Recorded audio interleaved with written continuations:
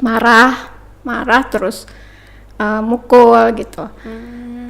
Itu sempat beberapa kali gitu. Walaupun saya udahlah pisah, tapi dalam hati kan banyak sekali itu yang harus kita hadapi ke depannya. Belum lagi stigma gitu ya, sebagai seorang janda gitu namanya di kampung, merupakan ruang belajar gitu untuk semua orang gitu, khususnya perempuan kepala keluarga.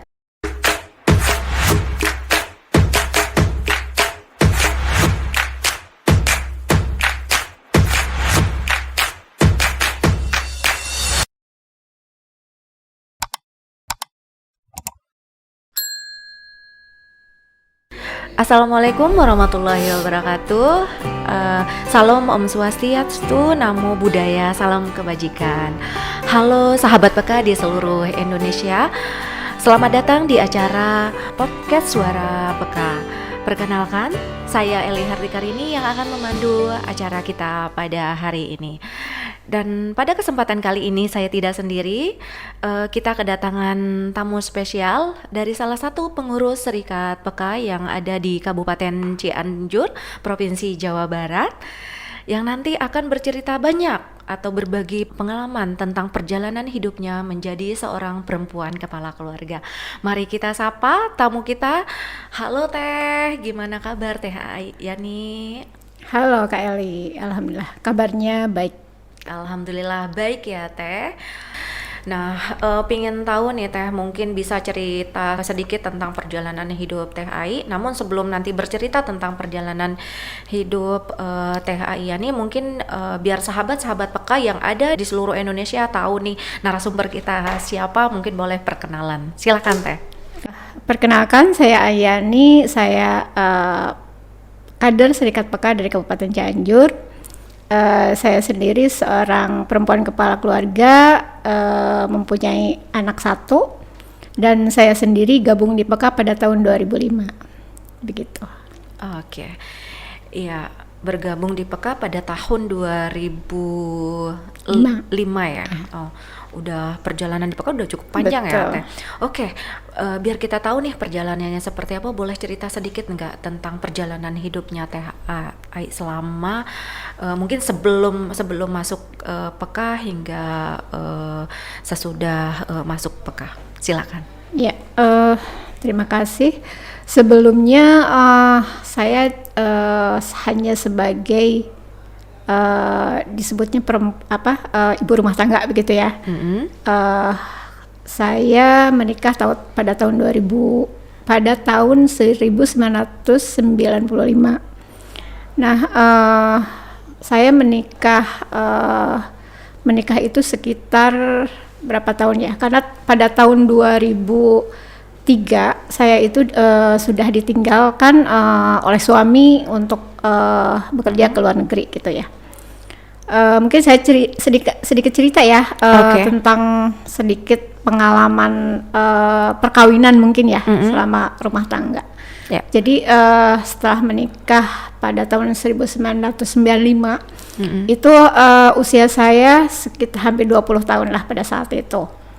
Nah, pada usia segitu di kampung itu sudah tua lah gitu ya. Waktu itu orang tua saya udah ngomongnya udah inilah gitu, khawatir kan anaknya udah ini gitu, udah usia, padahal teman-temannya udah menikah semua gitu. Bahkan teman-teman saya SD itu keluar SD banyak yang udah menikah gitu. Nah, saya menikah itu memang kemauan kami berdua lah istilahnya gitu ya. Dan saya sedikit cerita gitu, sebelum pada usia sekitar 18 atau 19 tahun saya pernah dimandiin air kembang gitu sama ibu saya gitu, karena khawatir anaknya tidak laku mungkin begitu ya. Tapi saya sendiri di hati nggak yakin gitu, ini apaan sih gitu mandi kembang gitu ya. Udah gitu. Nah, setelah menikah saya punya anak tahun 96. Januari 96. Nah, awal-awal biasalah kalau pernikahan awal kan sama-sama ini ya, lagi senang-senangnya gitu, nggak ada masalah apa gitu. Cuman setelah melahirkan anak itu udah mulai gitu, karena saya sendiri sebagai perempuan mungkin ya nggak tahu ya apakah semua perempuan mengalami seperti itu gitu. Jadi setelah melahirkan itu males gitu untuk melakukan kewajiban sebagai suami istri gitu ya. Oh, iya. Sampai suami saya itu marah terus mukul gitu.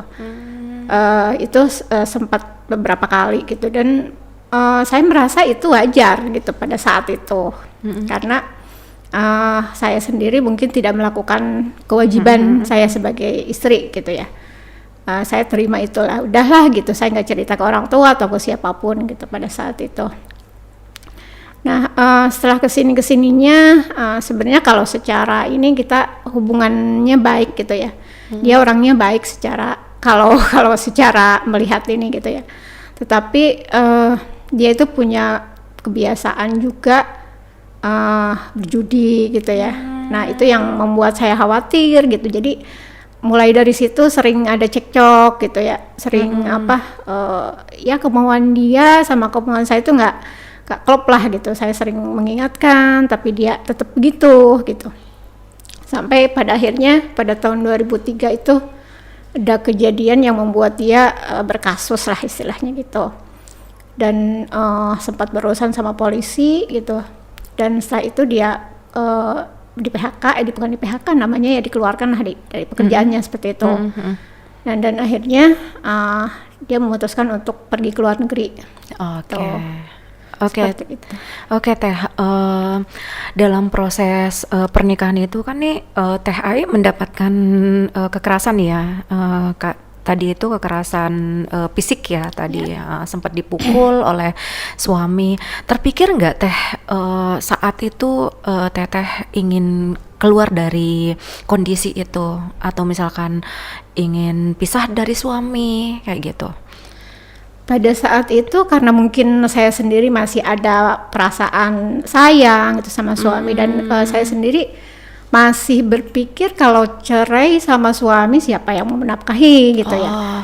Saya punya anak gitu, dan selama ini saya nggak punya penghasilan, kan saya nggak kerja gitu, saya hanya menerima nafkah dari suami gitu. Jadi udahlah gitu, mungkin ini bisa dipertahankan seperti itu gitu. Jadi belum ada kepikiran cerai pada saat itu gitu.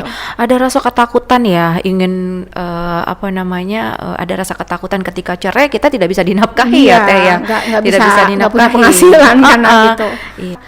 Cuman ya lumayan sering gitu ya. Bukan hanya fisik kan, secara psikis gitu. Dia sering bohong, dia membuat kita tidak nyaman lah gitu di rumah dengan kelakuannya dia gitulah, suka berbohong lah gitu, sering keluar pergi bukan tanpa pamit ya, tapi dia dengan hal-hal yang inilah membuat kita khawatir nih, takut begini takut begitu gitu.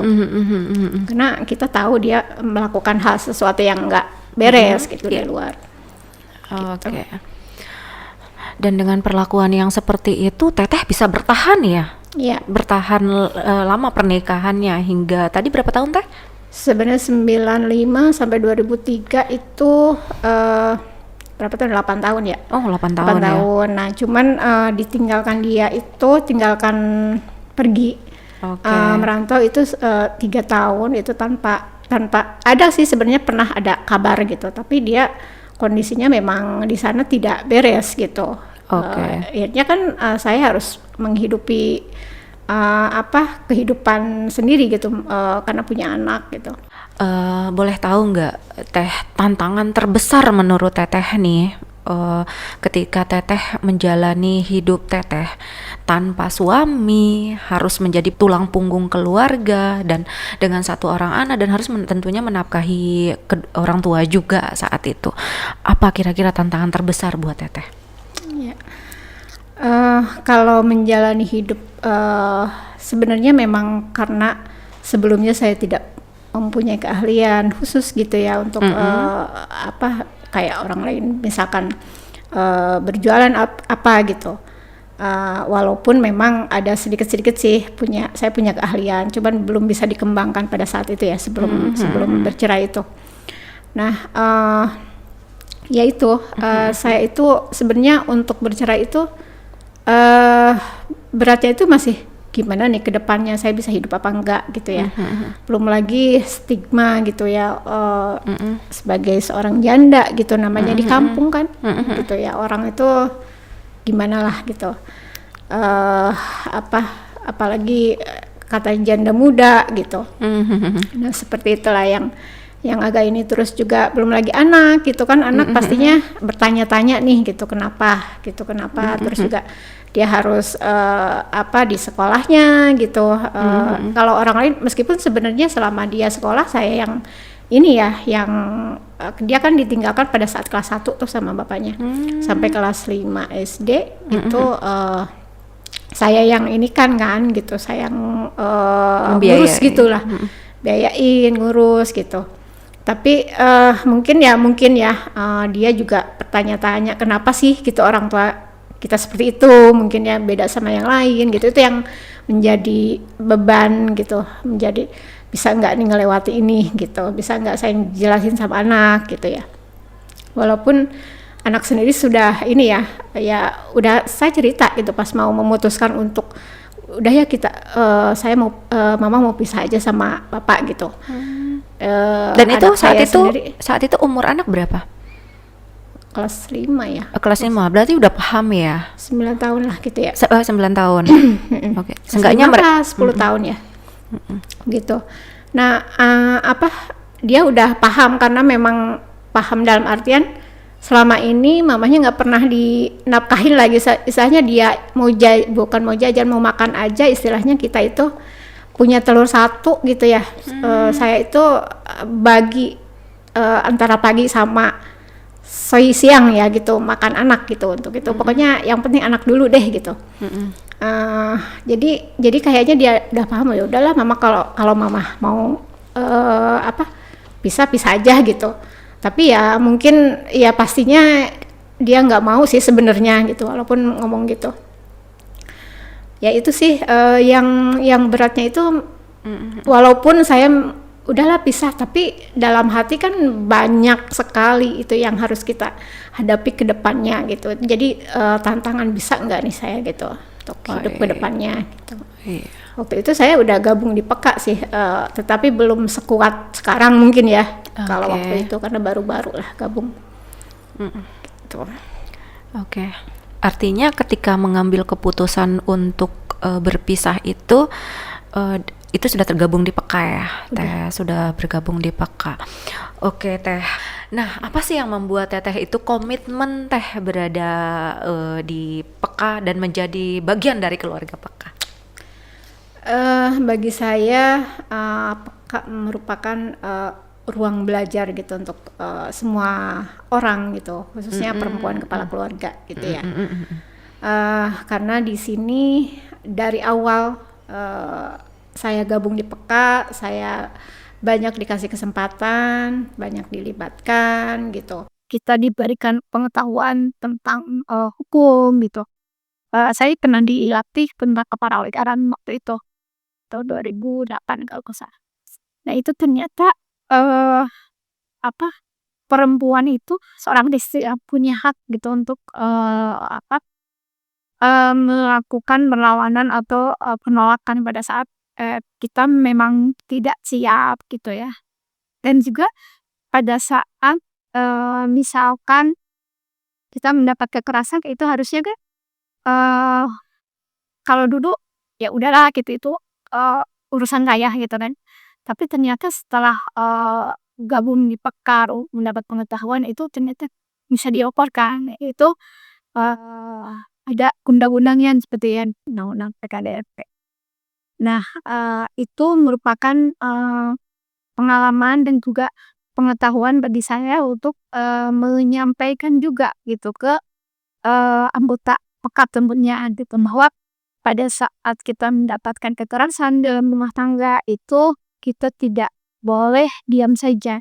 hanya peka gitu yang memang memberi ruang gitu, ruang banyak untuk perempuan, untuk perempuan kepala keluarga khususnya yang tadinya tidak dianggap gitu, akhirnya diberi kesempatan untuk banyak terlibat baik di dalam maupun luar publik ya, gitu, seperti itu. Saya tuh merasa senang banget gitu, malah sekarang itu ya saya sendiri merasa bagian dari mereka lah, seperti itu.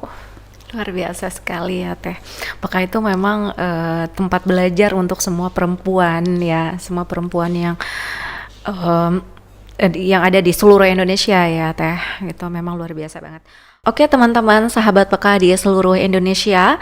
Nah, tadi itu adalah sharing dari Teh Ayani, bagaimana Teh Ayani menceritakan perjalanan hidupnya dari mulai dia sebelum dia bergabung di peka dan hingga saat ini. Nah, pesan Teh Ayani tadi bagaimana kita perempuan juga harus berani mengambil keputusan untuk diri kita sendiri ketika teman-teman ataupun perempuan di seluruh Indonesia mendapatkan kekerasan atau perlakuan yang tidak adil yang dilakukan oleh orang lain. Tentunya teman-teman tidak boleh takut untuk melaporkan. Wassalamualaikum warahmatullahi wabarakatuh. Sampai ketemu di sesi berikutnya.